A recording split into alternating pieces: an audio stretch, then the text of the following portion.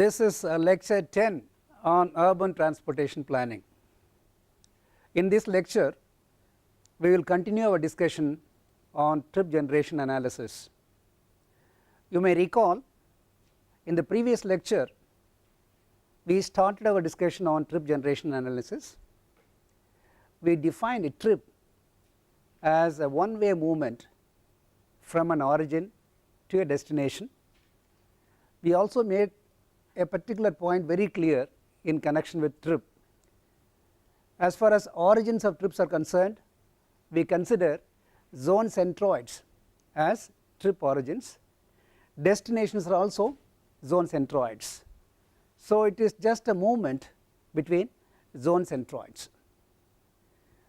Then we try to differentiate between trip production and trip attraction.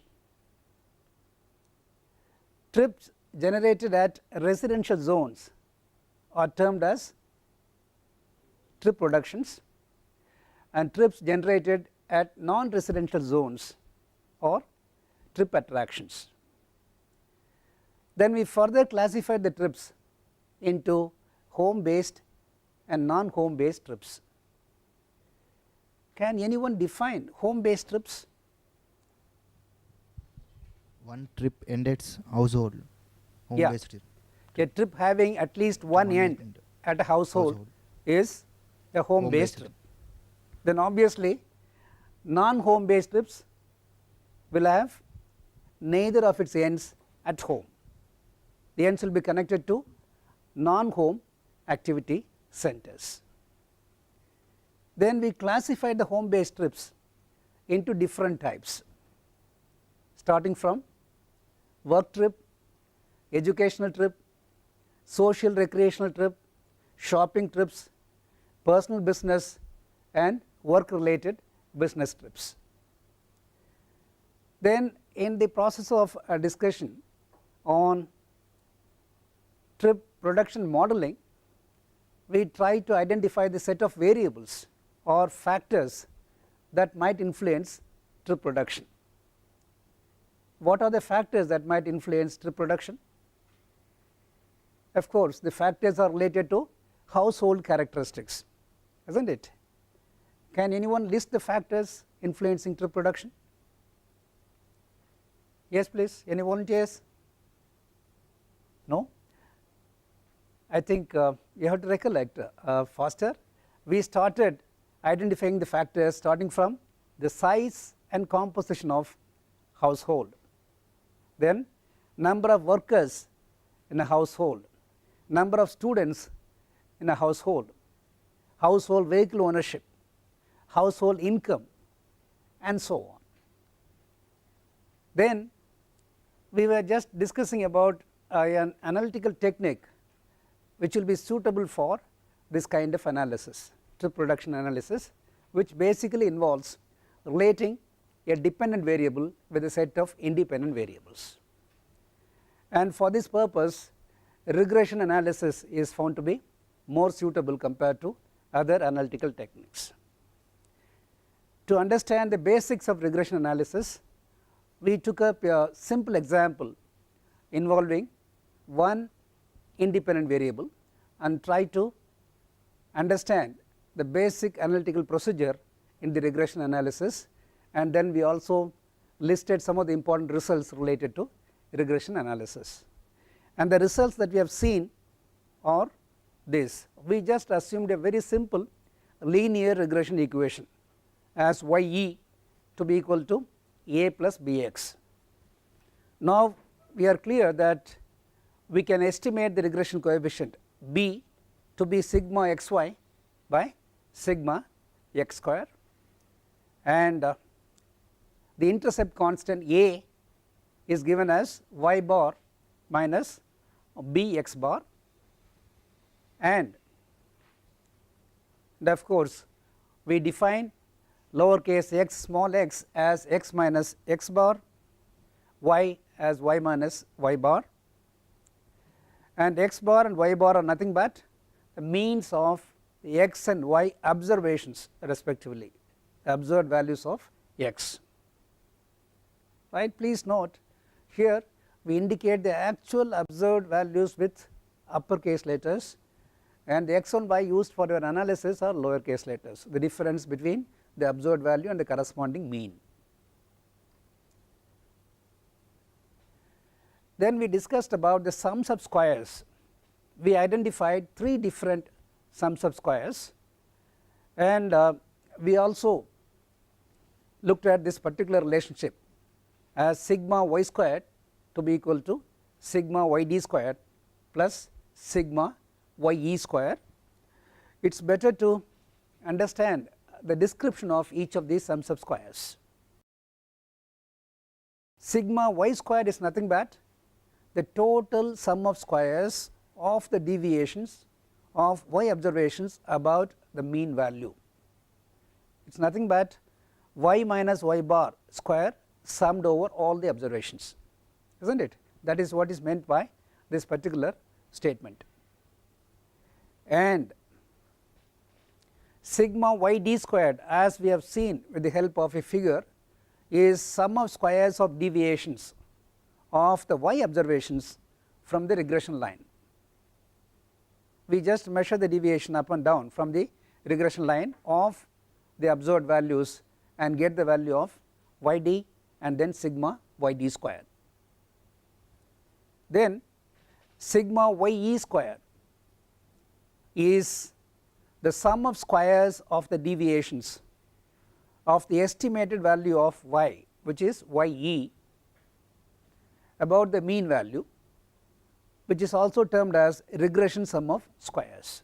We find the difference between ye and y bar, square it and then sum up to get the value of sigma ye squared. And to go further on this particular sum of squares, we need to understand that the residual sum of squares sigma yd squared provides a measure of variability of y observations about the regression value, isn't it? And sigma yd squared, if you find the value to be small, then the regression equation may be considered to fit the observed data well. And we also discussed about this particular coefficient, the ratio of the sum of squares explained by the regression to the total sum of squares is known as the coefficient of determination, which gives an idea about the level of utilization of the regression equation or level of effectiveness of the regression equation, and is usually denoted by the symbol r squared, or we can give the value of r squared to be sigma ye squared divided by sigma y squared. You know now what we really mean by sigma ye squared and sigma y squared. Let me throw a little more light on the concept of r squared, so that you are able to appreciate the significance and importance of this particular coefficient. Additional explanation about r squared. Let us try to understand the concept with a simple data set involving just 5 observed points of x and y. That is what I have done here. I have just made a scatter diagram pertaining to 5 points, isn't it? And let us say this is the regression line which fits the 5 points reasonably well. Then let us say this is the mean value of the y observations, say y bar. Obviously, it is a constant, so the line is going to be a horizontal line. And let us say the coordinates of point 1 are x1 and y1, and point 2 x2 and y2, point 3 and so on, say point 4 x4 and y4. So we need to identify here the values of y, ye and yd. If we can pictorially perceive things, it will remain in your memory much better. So, let us try to identify those values. Obviously, ye4 is as shown here. This is the estimate of y4. Estimate of y4 is shown here as ye4, isn't it? And this is the deviation from the mean, and we name it as ye, and this is how we should understand y, deviation of observed value of y from its mean. And we are trying to calculate r squared using the values of ye and y, isn't it? So, we can write now r squared to be equal to sigma ye squared divided by sigma y squared. You can understand how we calculate the sums of squares of the deviations and get the value of r squared. Clear? Now, what is the maximum possible value of r squared? You have the picture in front of you and you have the equation. Can anyone tell me what is the maximum possible value for r squared? Yes, 1. Perfect. If there is no deviation at all between the observed and regressed values, obviously the denominator and numerator are going to be same, isn't it? So, the maximum possible value is 1. What is the least possible value?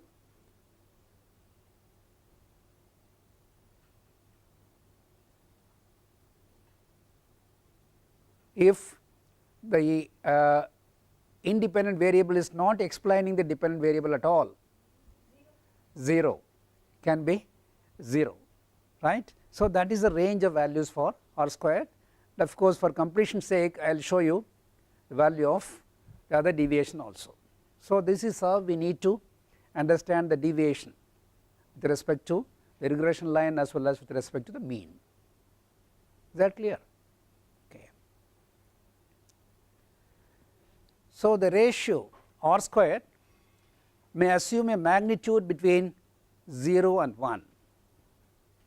For a regression for which r squared is equal to 1, there will be no variation remaining that is unexplained by the independent variable used in the regression equation. That means your independent variable is so effective that it is able to explain the whole of the variation of the dependent variable, right. And will it happen in practice? It is very rare, it may not happen, it is only an ideal situation which can be understood theoretically. And when r squared is equal to 0, the independent variable used would not explain any of the observed variation in the dependent variable. There is no relationship at all between your independent variable and the dependent variable, right. So, that is how you must understand the significance of this particular coefficient. It exactly gives you the extent of relationship between your independent variable and the dependent variable. Let us say in a particular case the value of r squared is 0.85, means what? This implies what? I said that when r squared value is 1, the independent variable is fully explaining the variation of y. When r squared is 0.85, obviously the independent variable is able to explain the variation of y to an extent of 85%. 85% of the variation of the dependent variable is explained by the independent variable chosen for the regression analysis. So, you can get a clear idea of the effectiveness of the set of independent variables that you are using in the regression analysis from this particular coefficient. Clear? Of course, the square root of the coefficient of determination is termed as correlation coefficient. This is one way, or there are other methods also available to calculate correlation coefficient.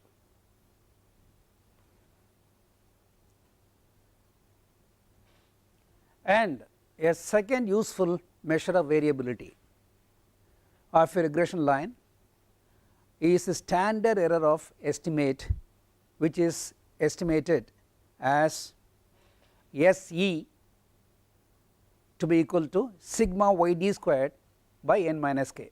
I am directly giving you the result, proof and other basic information. You please go through the relevant books and try to understand. SE here is square root of sigma yd squared divided by n minus k, standard error of estimate,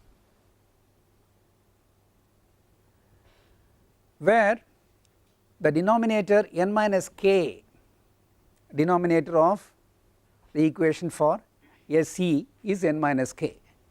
The denominator n minus k is called the number of degrees of freedom associated with the sum of squares, sigma yd squared, number of degrees of freedom. This is the explanation for number of degrees of freedom. The number of degrees of freedom may be determined by subtracting from the number of observations n the number of statistics that had to be calculated from the sample to obtain the sum of squares, right. Total observations minus the number of statistics required to get the value of sum of squares, in this particular case yd square, sigma yd square. Okay. How many statistics are to be calculated to get sigma yd square? Sigma yd is nothing but deviation of the observed value of y with respect to the regression line. So you need to get the regression line first. To get the regression line, you need to have at least two statistics, namely x bar and y bar. You need to calculate, then only you will be able to go further with the values of small x and small y to calculate the regression coefficients and then get the equation for the regression line. Okay, that is what is meant by the number of statistics required to estimate the value of sigma yd squared. Okay. For example, for a simple regression equation with one independent variable, the two statistics to be calculated to obtain the sum of squares, or as I said, x bar and y bar. So the k value is 1 in this particular case, and then the regression coefficient b is a statistical estimate. Obviously we estimate the value of b because there is no direct equation available to get accurate value of b, and is therefore subjected to error, and it is better to check for the error associated with the regression coefficient by some statistical measure. The standard error is a concept used to convey the magnitude of this error and is estimated from the following expression. This is the standard error associated with the regression coefficient b. SEB is equal to square root of SE square divided by sigma x square, and of course SE is nothing but the standard error of estimate for the regression as a whole as explained earlier, and sigma x square is the sum of squares of the deviations of x observations about the mean, or in other words it is nothing but x minus x bar whole square summed over all the values. Clear? Now the t-test may be used to determine whether an estimated regression coefficient is significant by forming the following ratio. the value of t can be estimated simply by dividing the regression coefficient by standard error of the regression coefficient, just a statistic divided by the standard error of that particular statistic. Okay, that is how we get the value of t. And with this understanding, let us consider a small numerical example of development of trip production equation involving again only one independent variable, right. The example is this: you have been asked to develop a trip production equation and calculate all the relevant statistics to check the validity of the equation using the following data. This is the data given: average household size 2, 3, 4, 5 and 6, average total trips made by each of the households per day 5, 7, 8, 10, 10. Which is the dependent variable here?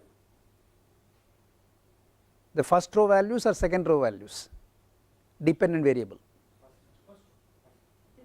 Second row values are dependent variables and first row values are independent variables. Okay. Trip production depends on the household characteristics. Household size is the household characteristics, and the average total trips made by the household per day is the trip production rate, isn't it? Let us try to work out the required statistics first and then go for getting the regression equation. Of course, another information available here is the value of t statistic for 3 degrees of freedom at 5% level of significance is 2.353. This information is required because finally to get the statistical validity of any regression coefficient, we will be comparing the table value of t with the actual calculated value. Here the table value is given as 2.353 at 5% level of significance. Why 5%? Why not 10% or why not 1%? Can be anything, it depends upon our expected level of accuracy. Normally in most statistical experiments 5% level of significance is acceptable. That is how here the 5% comes in. You can aim for 1% level of significance, that means 99% accuracy, okay, that is also acceptable.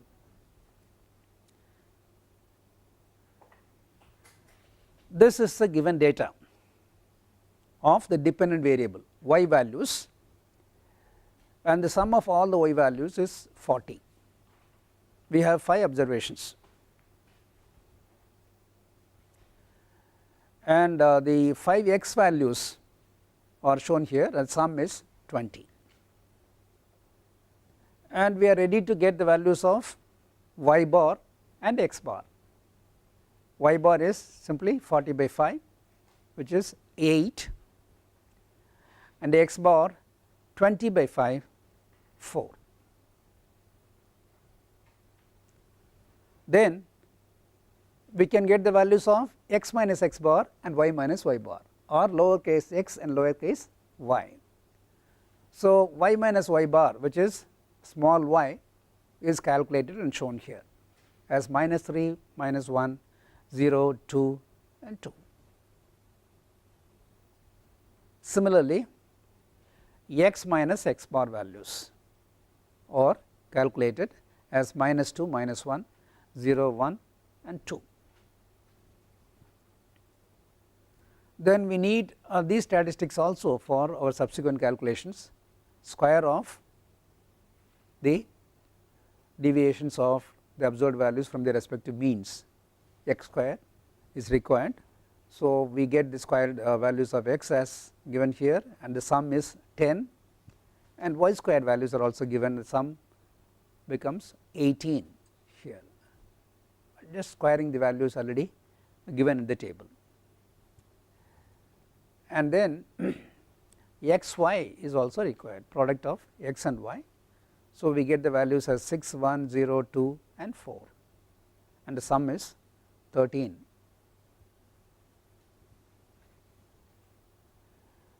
Now, we are ready to calculate the value of b, the regression coefficient, given as sigma xy divided by sigma x squared. The values are already calculated. Sigma xy is 13 and sigma x squared is 10. 13 by 10 is just 1.3, that is the regression coefficient. And we can also calculate the value of the intercept constant a as y bar minus b x bar, because the values are known to us now. So, we can get the value of a as 8 minus 1.3 into 4 to be equal to 2.8. Now, we know the values of a as well as b. So, we can even write the regression equation. This is the regression equation.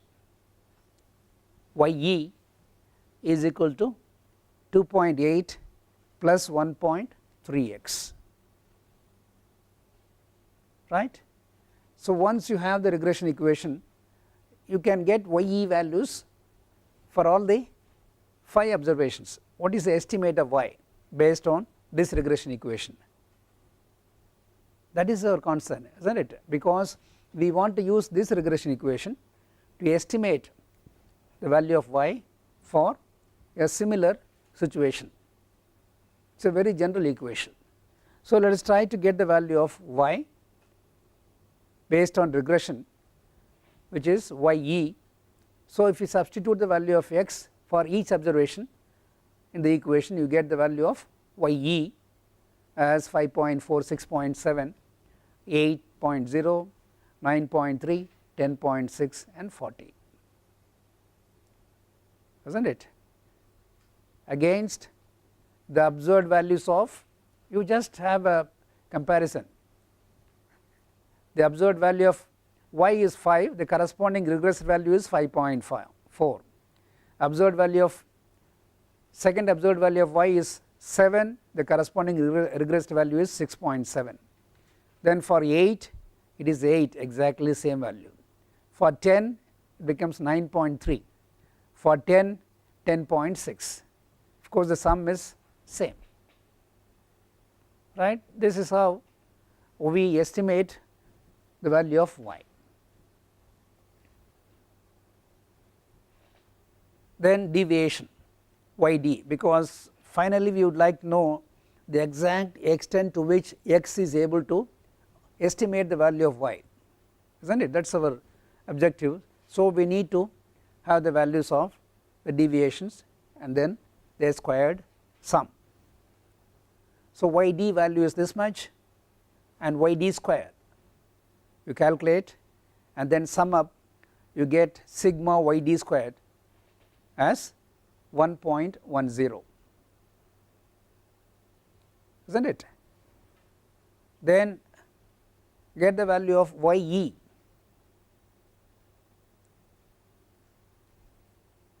YE is what? YE minus y bar. YE values are known, y bar value is just 8. So, we find the difference and get the values as minus 2.6, minus 1.3, 0, 1.3 and 2.6. And YE square is our interest.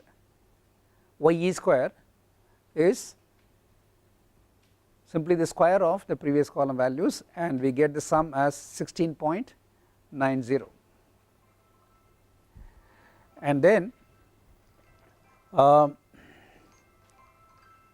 let us get the R squared value as sigma YE squared by sigma y squared,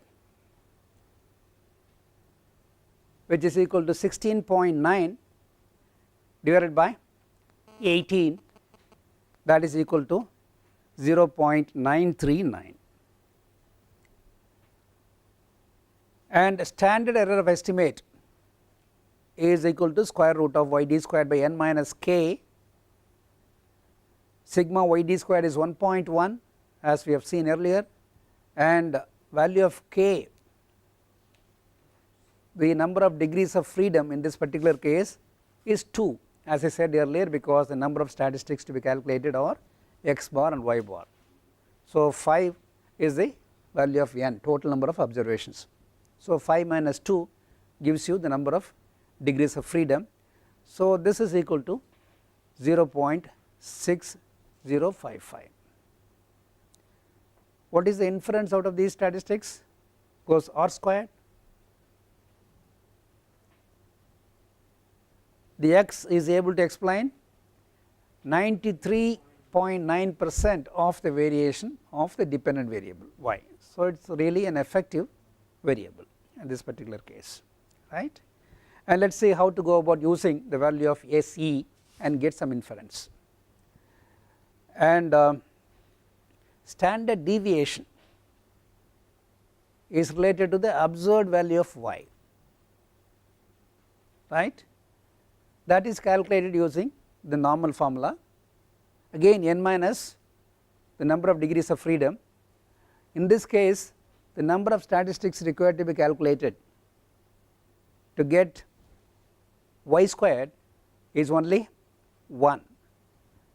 If you know the value of y bar, you get the value of small y and then y squared. There is no need to have 2 statistics. That is how the number of degrees of freedom is 1 more than the case where we calculate the value of SE. Okay. So that is how you need to understand the variation in the number of degrees of freedom. So this becomes 2.12. Will you be able to perceive physically what we really mean by SE and SD? What is standard deviation in general?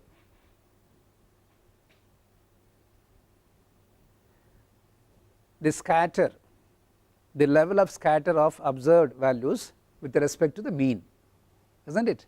That is how we understand standard deviation, right.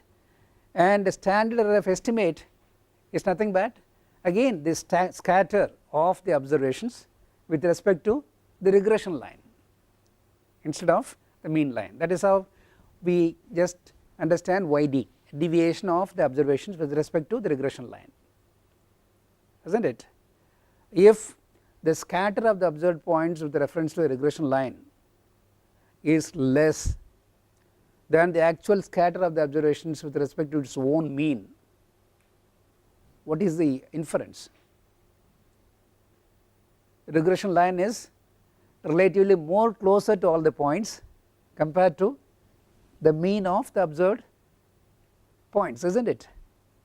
So if SE is less than SD, we can say that it is good or bad? Good. Okay. SE in this case is less than SD, hence it is okay. This is another way of looking at the correctness of your regression analysis. Compare SE and SD value.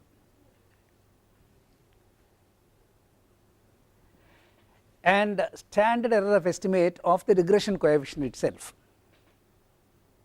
is given by this equation, SE squared by sigma x squared, as I have shown you earlier.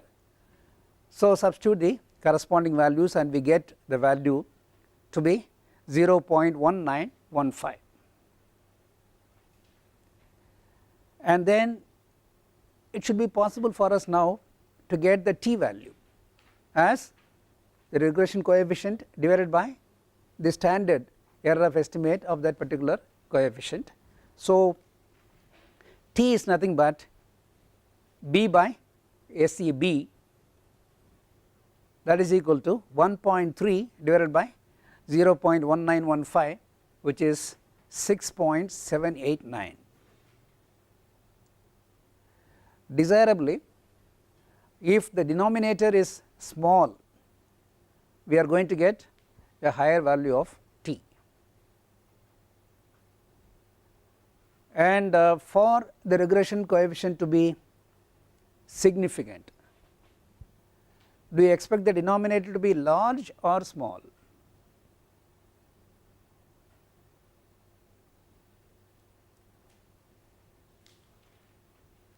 Again, standard error is similar to standard deviation, isn't it?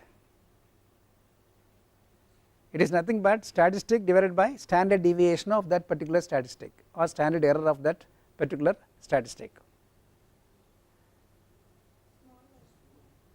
The denominator is smaller, the denominator better is the effectiveness of the regression coefficient, isn't it? So that is what we do here. T here is greater than the table value of 2.353 at 5% level of significance for 3 degrees of freedom, isn't it? For estimation of standard error of estimate, we had k value as 2, so number of degrees of freedom is 5 minus 2, only 3 degrees of freedom, right. For that, the expected value of t as per the expectation of 5% level of significance is only 2.353, but our calculated value is much higher. So we can say that the significance is more than 5%, isn't it? Obviously, you can also work out the exact percentage by equating or by looking at the table and finding out the percentage which matches your calculated value, that is also possible. Now the inference is the significance of B is much higher than the 5% level, isn't it? The value is very high, right. And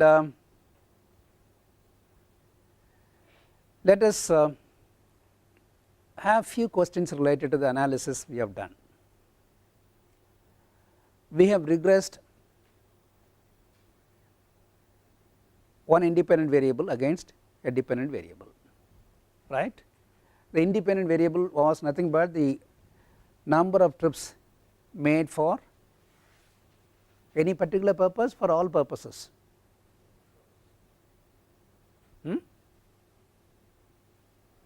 Total number of trips made by a household for all purposes together, okay. And the independent variable is just the household size. Would it be a practical situation? Do we really develop trip production model relating trips made for all purposes and the household size? It is not going to help us in practice. In practice, we will be developing regression equations for trips made by households for different purposes. We will have a set of 5-6 trip production equations. One trip production equation for work trips, another equation for educational trips, third one for shopping trips, fourth for personal business trips, and so on. Why? As I said earlier, the set of independent variables that will influence these categories of trips are going to be different, or even if they are same, their extent of influence of different trip types will be different, right. In case of educational trips, for example, trip production for the purpose of education, the likely independent variables are, yes, number of students in the household, definitely that will be one of the variables. Then there could be other causal variables like household vehicle ownership or income, right. Very rarely we just develop trip production equation with only one independent variable. At least more than one independent variables are common in any trip production equation. If we take trip production equation for shopping trips, then household income might be a very important variable, plus could be level of vehicle ownership, isn't it. So that is how we must identify and pick the causal variables to develop trip production equation. So this example is not suited for real life situation. This example has been given to you just to understand or demonstrate the analytical principle involved in the regression analysis resulting in a trip production equation. This is meaningless as far as practical application is concerned. Okay, we need to understand this point very clearly. Then the values of the variables, we have given some household size as some numbers. I will just quickly go back to the data. Yeah, this is the example. Average household size is 2, 3, 4, 5 and 6 for 5 cases. Are they 5 independent households, or they cannot be independent household because it is clearly stated it is average household size. Average of how many households? How do we take this average? These are zonal averages. We divide the entire urban area into traffic zones. So for trip production analysis, we deal with zonal average values. So here the average household size means if there are 10,000 households in a traffic zone, it is the average value of all the 10,000 observations, right. And if you look at the other variable, average total trips made per day by that particular household, the numbers given are whole numbers, but when you work out these values in practice, you may end up with fractions also. You may end up with trips like 5.25, 7.10 and so on, because you are taking averages, right. But you can work with these fractions even though they are not realistic, and then later on finally you can round off the values. Since these are averages, you have to put up with unrealistic numbers and go ahead with your analysis and finally round off the values to get the appropriate numbers for subsequent analysis. Again, these are zonal average values. This needs to be understood very clearly.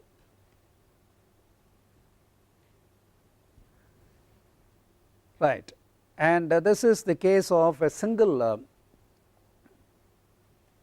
independent variable, and as I said, in reality you may have to deal with more than one independent variable.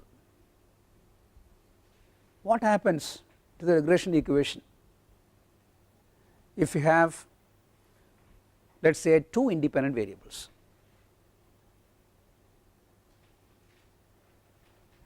I will just show the equation for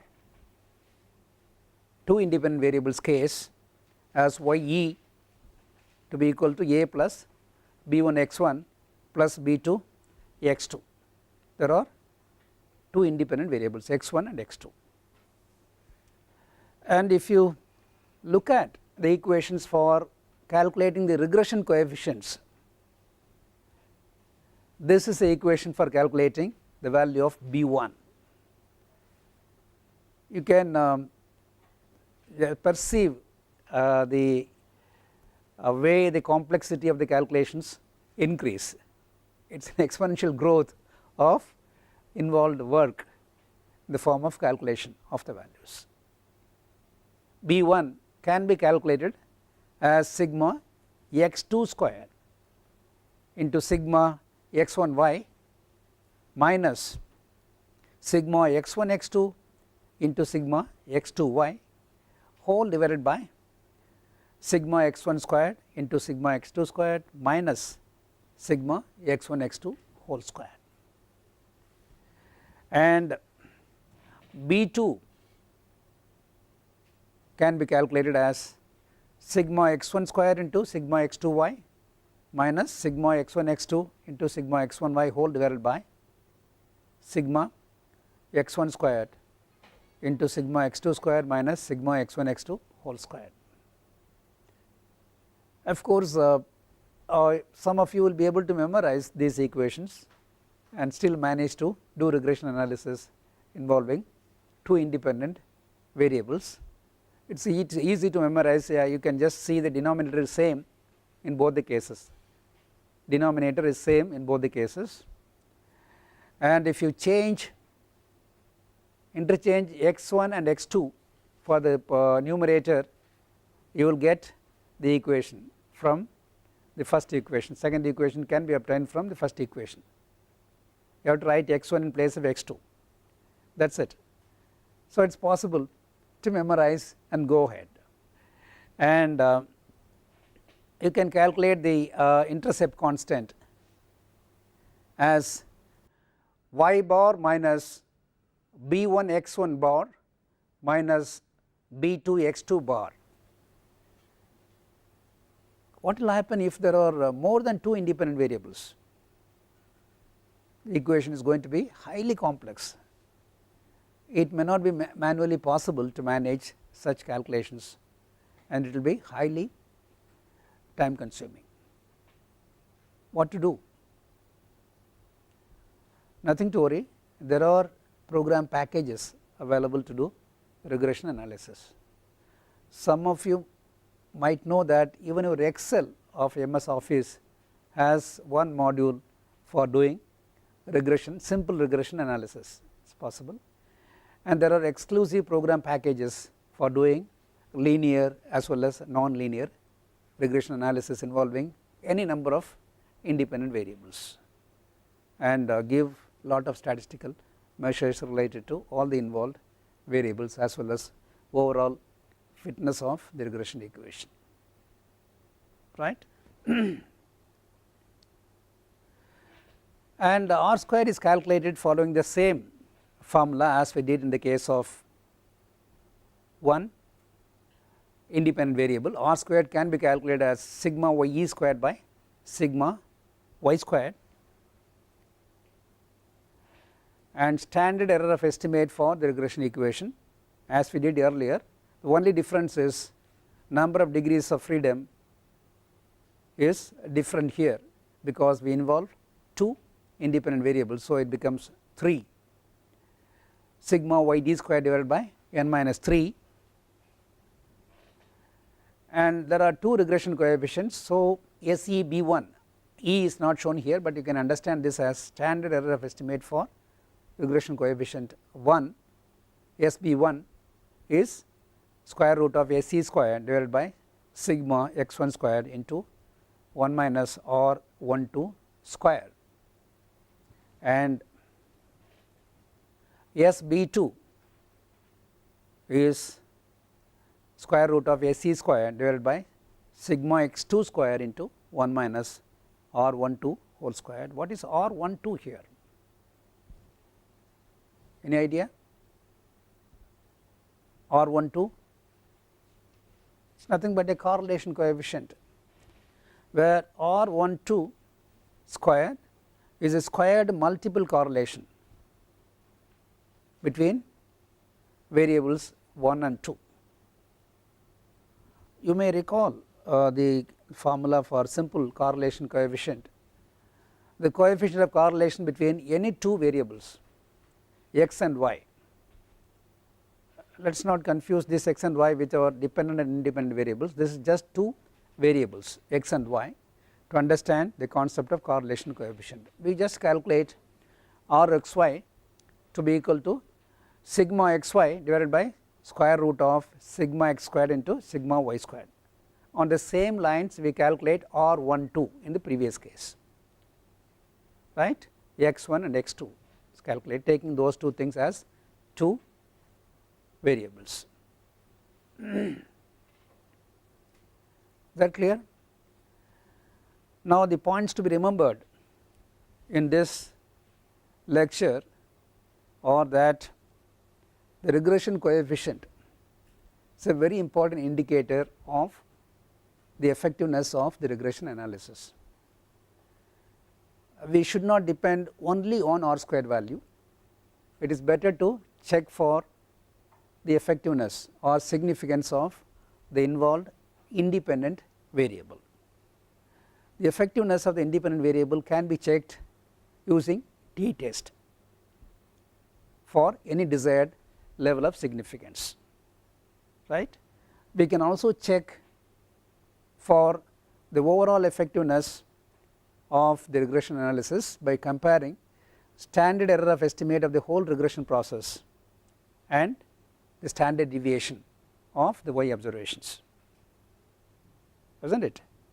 And in practice we may have to deal with more than one independent variable to develop trip production models.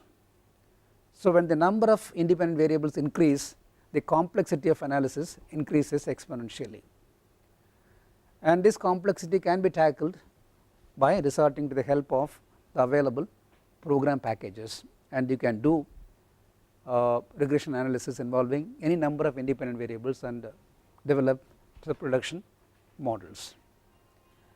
And finally we need to understand that the dependent and independent variables are zonal average values, they are not specific to any particular household. So we are dealing with zonal average values, treating traffic zone as a trip production unit, and this has to be understood while developing trip production models. With this we will conclude our discussion for today. We will continue with the rest of it in the next class.